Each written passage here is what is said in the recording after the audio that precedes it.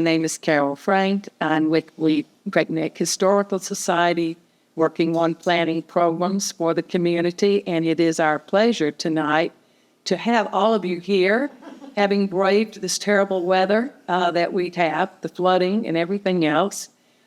We have a very interesting program for you tonight. Very happy to welcome you and welcome Christy Carrera, who is the head of reference at the Great Neck Library, and who also heads up local history. She gets many, many requests for information about Great Neck and is always busy cataloging new information and is a tremendous resource for the community. So with no further comments, I'd love to introduce Christy to everyone. Thanks, Carol.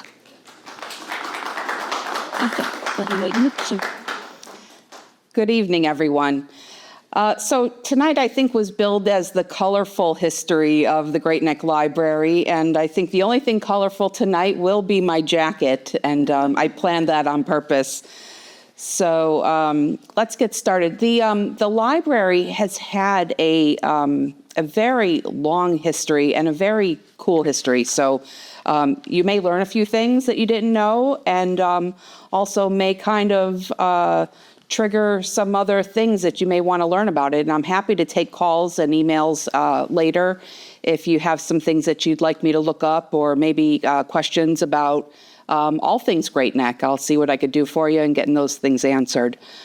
So before I get started, I just want to quickly thank the Great Neck Library for loaning me out tonight, and also supporting the research that I do and my passion for Great Neck history. And also to the Great Neck Historical Society for always being a resource for me, and also calling me to collaborate on projects and gain some information about other things that might be going on in historical programming throughout the peninsula. And also to the Parks Department for always hosting such a beautiful building here, and very appropriate for the history of the Great Neck Library. And if you don't know what the relationship is, you'll find out very soon. So tonight, I also want to just acknowledge Leila Matson, who has always been a tremendous partner and resource for me, not only as head of reference, because decades later I've taken over the role that she once had there at the library as head of reference, and also her passion for Great Neck history. Unbeknownst to me, I think that I kind of absorbed her whole spirit there, because I do both of those things, and I love both of those things very much. So I just want to thank Leila for always being a partner and a resource for me, because if I don't know the answer to something, she's the first person that I have always called, and I value that friendship very much. Thank you.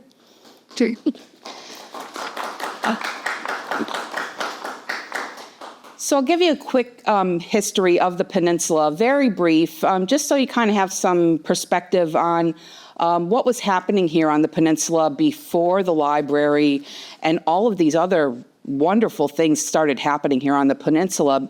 You kind of have to know the backstory as to what was happening here and why things happened and how they happened, to put everything new into context.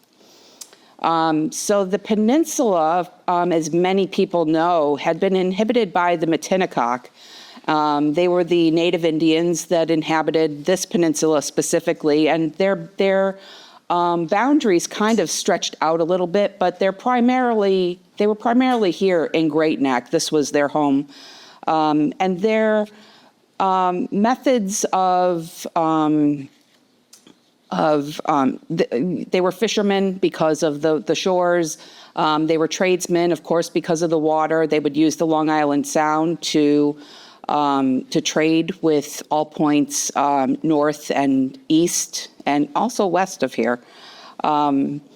So the Europeans actually did not arrive here on the peninsula until the 1600s. And when they first arrived here, it was kind of a friendly relationship, but it kind of started to sour and go a little bit sideways as the decades went on.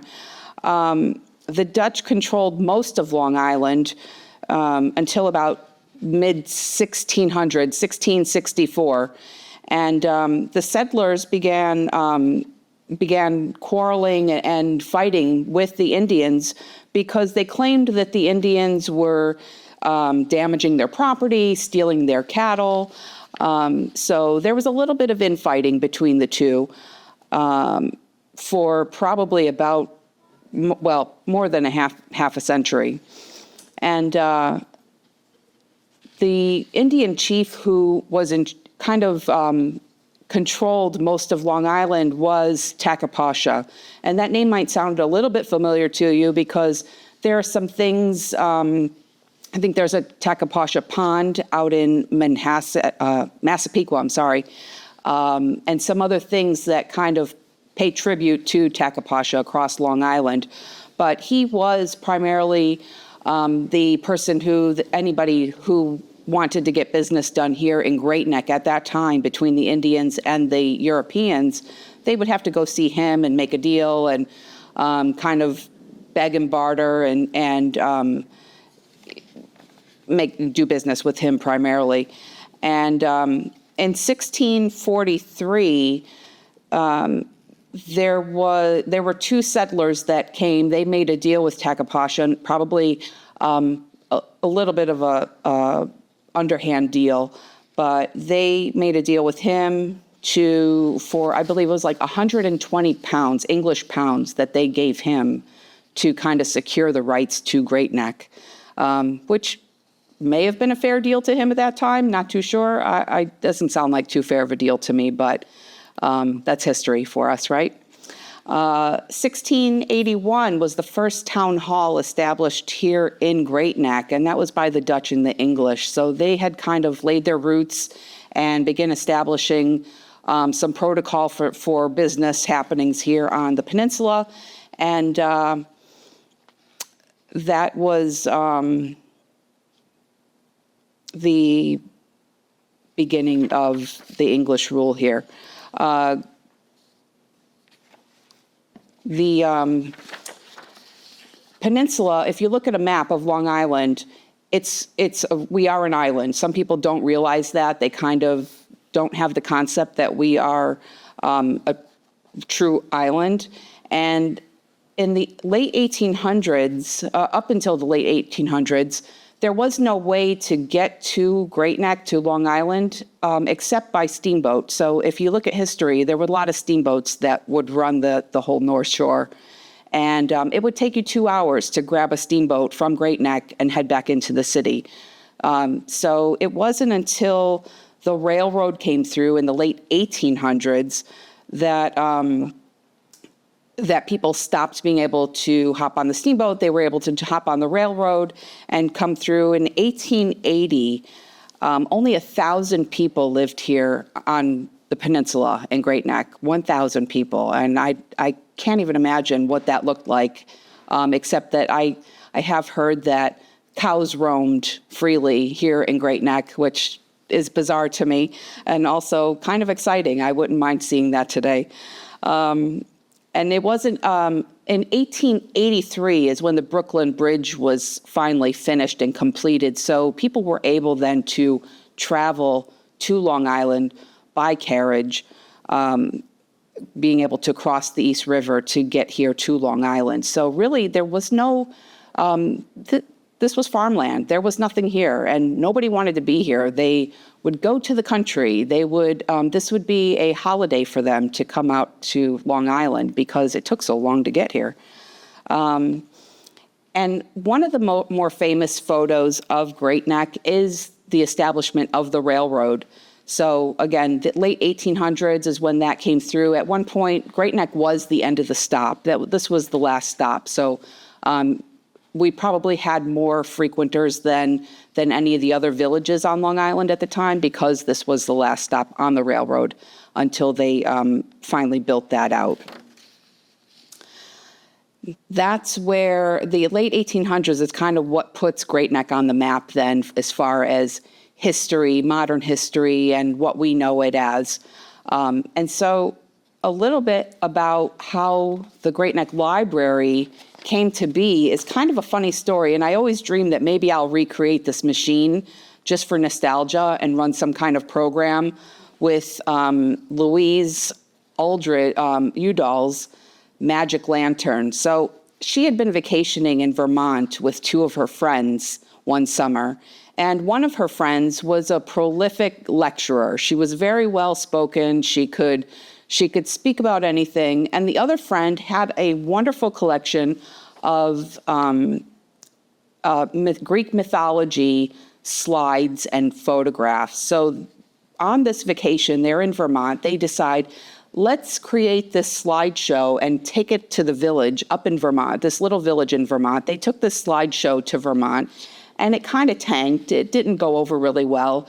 But Louise always felt like the content of the lecture was so wonderful and so inspiring that she wanted to bring that lecture to Great Neck. So she purchased this magic lantern and brought these two friends down, and she posted the publicity of the day, advertising that she would run the Magic Lantern show, and whatever money that she earned from this magic show was going to be the seed money for the Great Neck Library. So with $30 and some donations from the audience, she ended up with $100 at the end of the night. And this is exactly how much money it costed her to launch a public library on Long Island at the time. So this was 1880 when she ran this show. And once she established the funds, then she said, okay, now I have a plan. She spoke to her other friends here in Great Neck, and six people in Great Neck were on board. They said, Louise, if you're going to run this library, launch this library thing, we want to be a part of it. So Harriet Onderdonk, you might recognize the name because there's a street named after the Onderdonks in Manhasset, and there's a rich history of their family just across the bay there. And maybe we could do something about that later as far as a historical lecture. But Harriet was one of the ones who signed on with Louise, and she said, I'm interested, count me in, and if this thing gets going, I'd like to be the president of the library. And so Harriet ended up being the library's first president. Within about a half a year, with their $100, they were able to purchase 102 books, and they were able to get 40 people in town to subscribe to their library. So they ran the library on membership. And Louise said she wanted it to be a private association library, and she modeled it after the New York Mercantile Library's own constitution. And I believe that is still the way that our library is modeled today, as a private association library. Here's a picture of Louise. This is not really the most flattering picture of Louise that I've seen, and we have a beautiful one hanging in the library, so if you ever stop by, there's a portrait of her hanging behind the reference desk. Helen Merritt was the other one of the other 6 women who jumped on board. And so between the 3 of them, they really kind of paved the way for the start of the library. And if you're interested in the other, the pioneers of the library, I have the list, and I can share those names with you later. People like to kind of, they recognize the names, they're old families in Great Neck. They make some associations. You may still know some of the family names who are here in Great Neck. So between the 6 of the founding members, they decided that they would charge families $10 a year. It would cost each household $10 a year for a subscription to the library, and it seemed to go over very well. They started getting more subscribers each year as the word caught on, and people noticed what they were doing. They started buying in, and eventually they had enough subscribers where they lowered the price to just $1 per household. And that, of course, then spurred more memberships, and they tripled and quadrupled their memberships year after year. Censorship is not a new thing for libraries across the country. And sometimes we think that this is a modern day issue, and it's not. It's since the very beginning of libraries that censorship was taking place.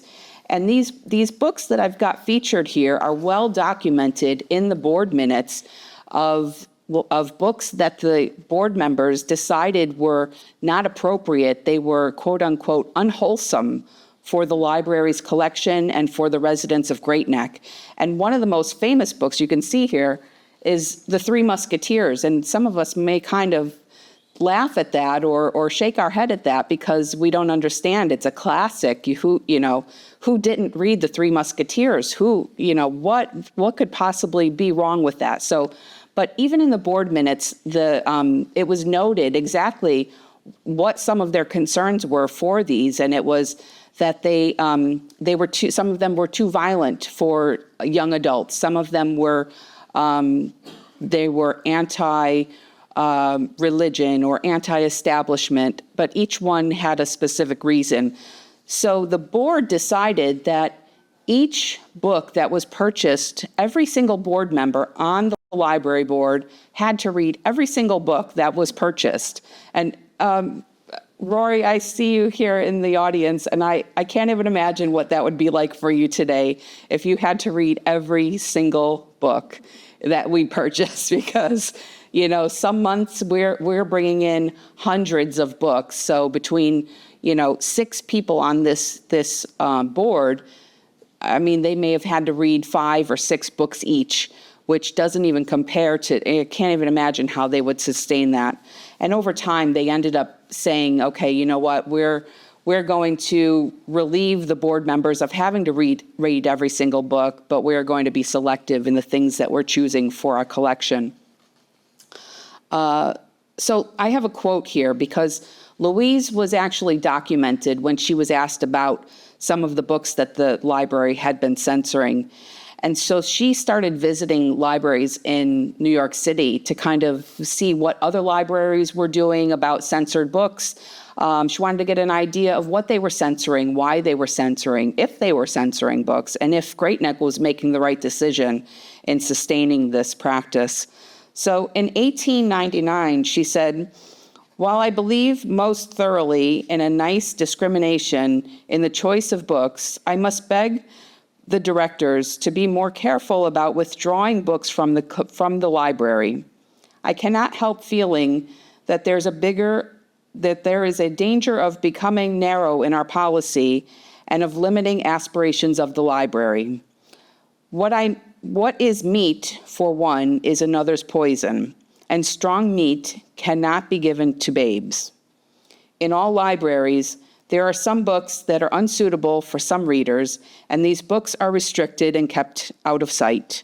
I think we should restrict the use of any book that a good Christian thinks may be pernicious." So she was ahead of her time. She had good thoughts, for her time, which is very impressive. And I'm enjoying reading some of the old board minutes with her quotes and her the things that she participated in. So this here, most of you will not recognize this photo. This is a building called the League. So this was the official first home of the library.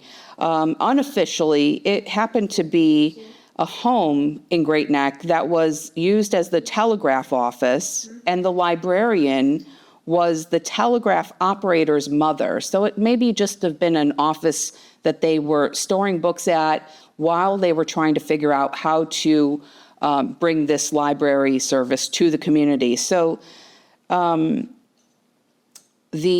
first librarian was Mrs. Daniel Gordon, and she lived across the street from St. Aloysius on Middle Neck Road. And she was paid $50 a year to be the local librarian. She was also given $3 a month to rent her home out as the library.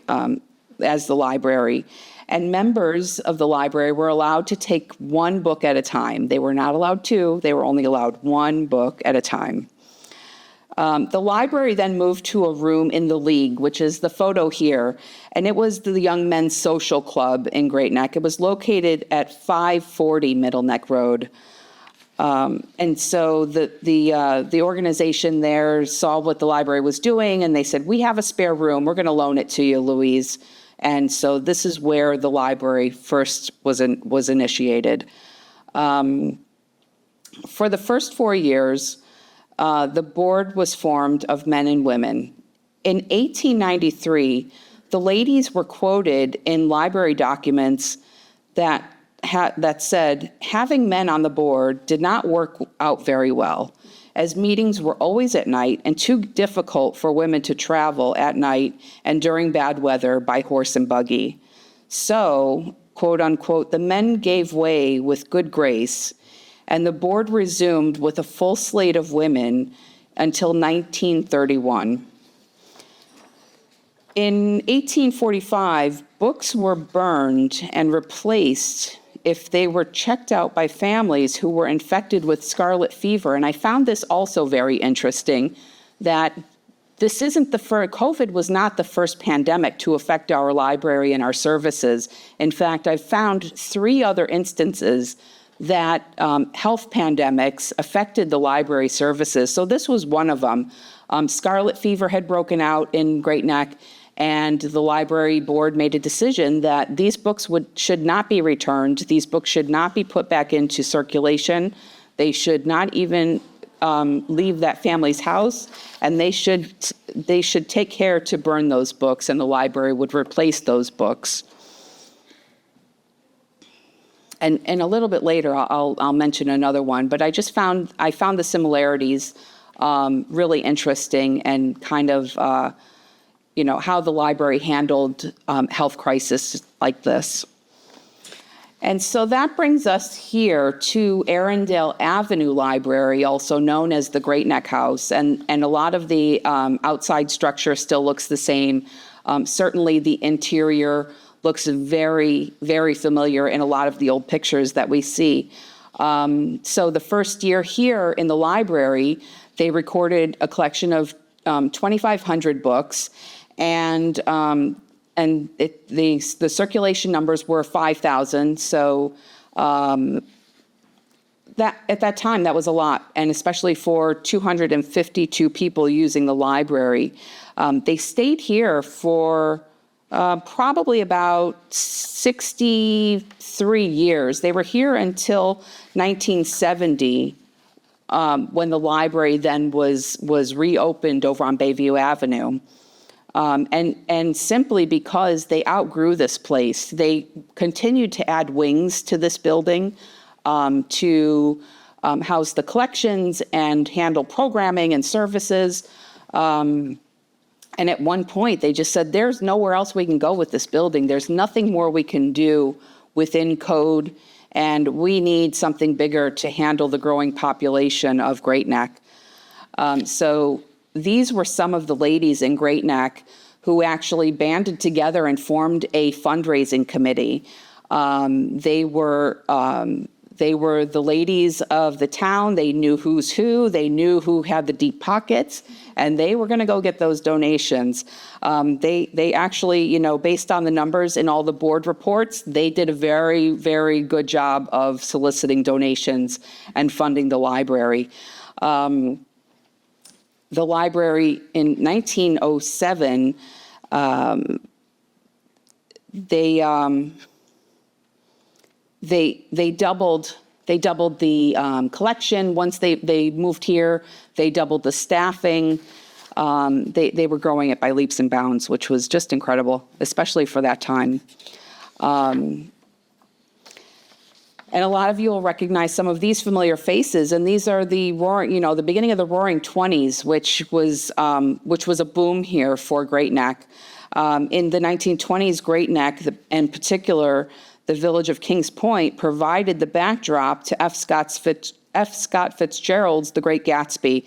And although he only lived here for, I believe, less than a year, somebody can correct me if I'm wrong, we still claim him as our own. He is still Great Neck's author. He is still our guy.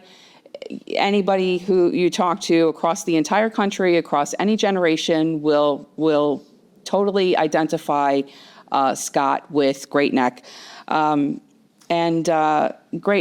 And this is also up for debate too, whether or not Great Neck was West Egg. I say we claim it. All the facts are lost in history, so it's ours. The Great Gatsby themes and characters reflected the real-world transformation that Great Neck was experiencing at that time. So it's a look into really what was happening in the 20s. And kind of thinly veiled. This is Great Neck. These are the things happening here, the show business personalities like Eddie Cantor and Sid Caesar and the Marx Brothers all bought homes here and eventually established it as a haven for Jewish Americans, formerly of Brooklyn and the Bronx. In 1928, the library became fully tax supported. Louise had continued to fund the library with at least $1,000, $1,000 to $1,500, just to keep things moving along. And I can't even imagine that. That's incredible to me that you were able to keep an entire library funded with just $1,000. And the board continued to fundraise and seek private donations. In 1921 is when the school board finally added a line to the tax bill that would help support the library. So we thank the school library board for sustaining us in history. Some people don't know that there were actually other substations, and not just the 3 branches that the library has today. The library used a lot of the schoolhouses as substations, as satellite locations for programming specifically to the children. And this is a picture of one of the ones that they opened at the Kensington School. They opened it for 1 year, 1925 to 26. The Station branch's history was the first. So Station was the first branch to open, and it started at the Blackbird Shop. It officially opened in January of 1923, though, at the Fardell's Flower Shop on Middle Neck Road, near the train station. Station then moved to Elm Street, and then moved to Elm Street, that was next to Dodge Brothers, and then a year later, it moved to Eastern Construction Company, that was also on Middle Neck Road. In 1928, the branch moved again, and then in 1932, it moved to 118 Middle Neck Road. And 2 wings were added to this branch, this location here at Arundel, another gift from the Eldridges in 1924 to provide space to build out a children's room and a workroom and an additional administrative office. The library's close link to the schools led to the opening of the substation at Kensington, and for several years, the library would send staff members to the school to serve as its school librarian. In 1934 to 1938, another substation opened at the school, in the classroom at Lakeville School, with a PTA member serving as its librarian. And in 1939, taxpayers in New Hyde Park became eligible to use the library. So in 1939, that also their population was not that big. It was still very much a farming community, but they were brought into the Great Neck Library's library district. The Depression era boom was what was led to big numbers for the library. People were home, people were trying to figure out how to salvage things, reuse, repurpose. And the other incidents of a pandemic that I wanted to note was also in 1931, the library closed for 6 weeks due to a polio epidemic here in Great Neck. So for 6 weeks, there was no service to the library because of the health pandemic that was happening here in Great Neck. And as I mentioned, the Depression era was a great boom for the library and its services. And for example, during 1939, 161,000 books were circulating in comparison to 24,000 books in 1923. So they went from 24,000 books to 161,000 books. And the local census figures for the years from 1930 were just over 13,000 people, as compared to 1939, more than 17,000 people, an increase of more than 4,000 people for the peninsula in just 4 years. Despite the Depression and the economy and the numbings of war from Europe, Great Neck continued to grow as real estate developed, and they built hundreds of homes on the peninsula. So the late 1930s was a huge build out here in Great Neck. You'll recognize some of the architecture here in this picture. It's undeniable. I mean, when you see these old pictures, you can still see, you walk into the main hallway and you could still identify this picture and the direction of these bookshelves and the staircase. So this is post-war era 1940. The interior of the library on Arundel Avenue was refurbished, and provided better lighting, wider staircases, and a new workroom and staff room, and also another improvement to the children's room. In the librarian's report in 1940, they reported it's not unusual to find every chair taken, even in the most remote corners of the Arundel Library, which is pretty cool to me considering the size of this building, and it's so small. As the reference librarian today, we see that case frequently because of the high school, the middle school and the high school's dedication to education during exam periods. I don't know if anybody's ever witnessed it coming into the library, but every seat in the library is filled, which is a really cool thing to me. Consider I grew up in my own library. I lived there every single day. And so I love seeing these young people come to the library and use it the way that it's intended to be used. So I really related to this quote. I'm reading through the board minutes and I see this and I'm like, wow, it was even happening in 1940 where the kids in Great Neck would pack the seating in the halls. So very cool. It's not a new thing. This fascinates me. This is the library's bookmobile. And if I could make a request, I'd like to have one of these purchased again, and I'll volunteer to be the driver. I would love to drive this thing around Great Neck and deliver services. So because of the gasoline shortages during the war, residents and subscribers to the library said, we just can't get there. We don't want to waste gas driving around town. We can't get to the library, but we still want our services. So they petitioned the library, and the board members decided to buy a 1939 Ford half-ton truck for only $450. And they called it the Library on Wheels. I think over time the name had changed to the bookmobile. It's painted here on the side of the picture, as you could see, but I think it's pretty cool. So they ran this thing until I believe the middle 1940s, which is pretty cool. In 1942, the station branch moved again, this time to 5A Grace Avenue. And then they also, while they were there, they expanded to occupy the second half of the store. In 1943, there was a book shortage because of the war, because of the paper supply. Publishers were not printing books. They couldn't get the paper to print books.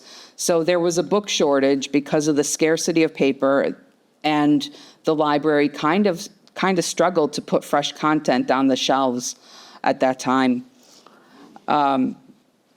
Shortly after that, the Merchant Marine Academy opened in 1943, and that brought 1,000 students and administrators and staff members to the peninsula, which was a huge help economically to the peninsula. And 3 years later, in 1946, the United Nations temporarily took home in Lake Success while their current location was being built in the city. 1950s in Great Neck. This is one of the most fascinating periods to me. I love finding this old stuff in the newspapers, the archives, and sharing it with people, because people in Great Neck have such fond memories of growing up in Great Neck, and there are so many people who love reminiscing about specifically the 40s and the 50s. And also, there, if anybody is a part of the Facebook groups, there's a reminiscing growing up in Great Neck from 1940s and 50s, and then also similarly growing up in Great Neck 1960s and 70s. And these people love their memories of Great Neck, and I love being able to pull some of these old things up and share them with them to just kind of jog their memory and bring these old memories back. So in 1953, Station finally moved to where it currently is now. It's been in its home since 1953. In 1954, the first Parkville branch opened. That opened at 2052 Lakeville Road in the shopping center near Union Turnpike and Lakeville Road. So now with 3 branches providing service to the peninsula and a return to normal mobility on the part of the residents, the Library on Wheels was finally retired. And I did misspeak.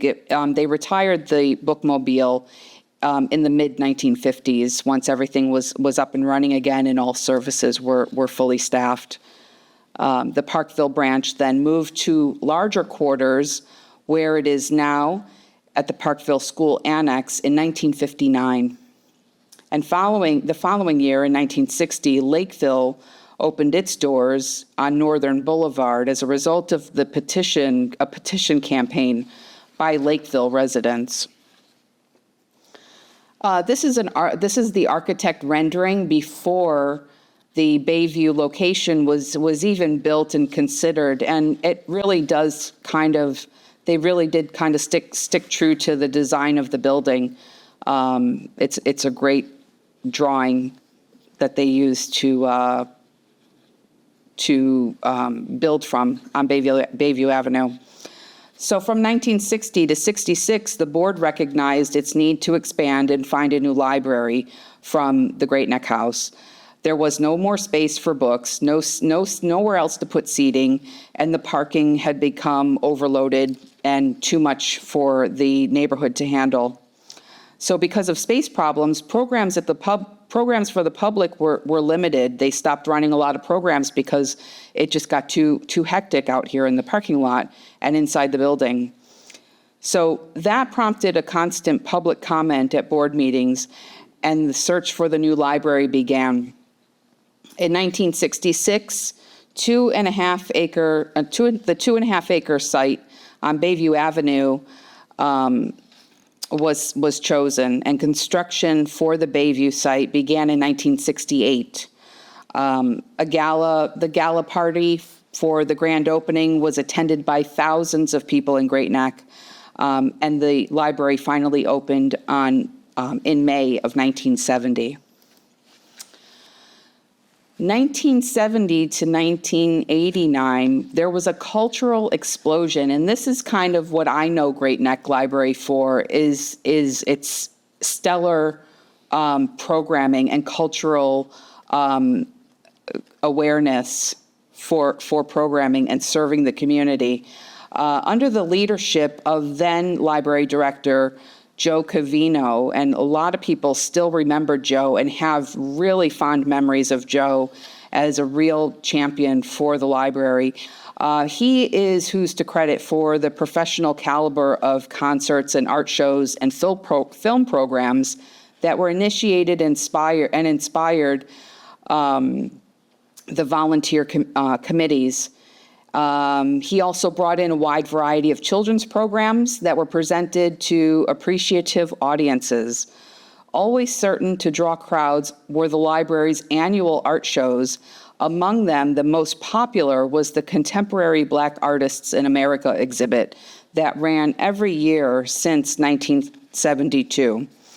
I don't have the date when those ceased running, and I am very interested, and it's on my list of things to find out what the span of that art exhibit was, because I think it'd be a really great exhibit, and maybe even to speak to some of those artists who participated in those exhibits during that time. Nationally acclaimed poets and authors. Nationally acclaimed poets and authors and musicians regularly appeared at the library, and it soon became evident, in addition to its commitment to education, that the library was filling many cultural needs of the community. In old newspaper articles, I'm constantly finding evidence of this, and as I find these, I run them up to the director and I say, "Can you believe Dr. Seuss was here?" Like, Dr. Seuss, that's incredible to me. So it's always interesting to find those little nuggets of history and proof of amazing things that were happening during that time when I'm leafing through the newspapers. Everyone's favorite, to this day, generations of people stop in the library and they share their love of Levels. Levels has this amazing reputation. We're now seeing the children of some of the people who enjoyed the doors opening at Levels. Now their children are coming in. We recently had a couple stop in. They met in Levels as teenagers, and they got married and are living a happy life. So they wanted to kind of stop by the library and see where all the magic happened. Again, credit to Joe Covino. He launched Levels, trying to meet the need of Great Neck 7th through 7th graders through, at that time, the program was for college-aged young people. We've kind of scaled this back, so Levels does now cater to the middle school up through 12th grade, and it's widely popular today. Any day you could stop by and see there are plenty of young people in there enjoying all of the services and things that are available to them in Levels. The Levels is the first of its kind in the country. It opened in 1975, and in fact, Levels achieved national recognition. In 1983, representatives from Levels, children and library staff, were selected to testify before the Congressional Committee on Adolescence, detailing the what and the why of this landmark project. The library added junior levels for 5th and 6th graders in 1986. Some of the things that they've been running since the beginning at Levels were workshops in creative writing, voice, jazz combo, computer programming, arts and crafts, theater. They do so much down in Levels, and it's such a great program, and I'm so happy that it still exists today. Some of the sources here are available for circulation, so if you're interested in taking a look at any of the historical materials at the library, I'd be happy to schedule an appointment with anybody. You could stop in without an appointment, and if I'm available, I'll certainly help you. We take a lot of research questions by phone.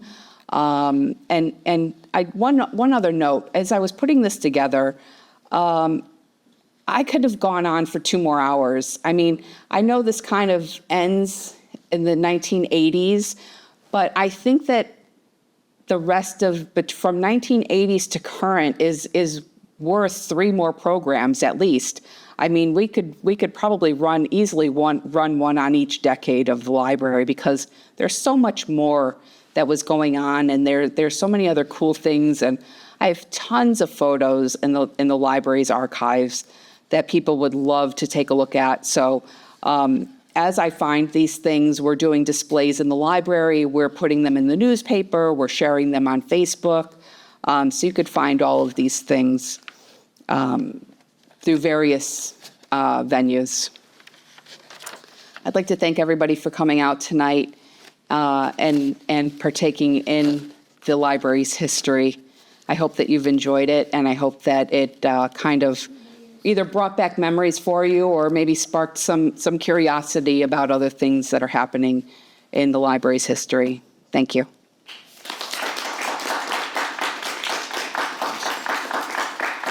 Thank you.